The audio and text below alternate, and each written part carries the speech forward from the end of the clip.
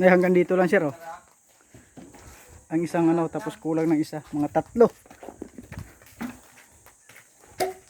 Ilan boy? Ilan ang kulang? 5. 3 kulang? Oh, 3 rolyo. Tapos bibili tayo ng panahi ng sako. Para patay dito. ito, pantahi dito, pandugtong sa palay. Yan, abot na pantahi lang sir. Para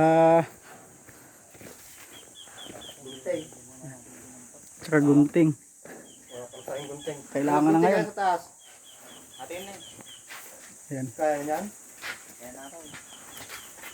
Okay, gunting talaga na ano. Mayroon naman sa taas, pwede pa. Cutter.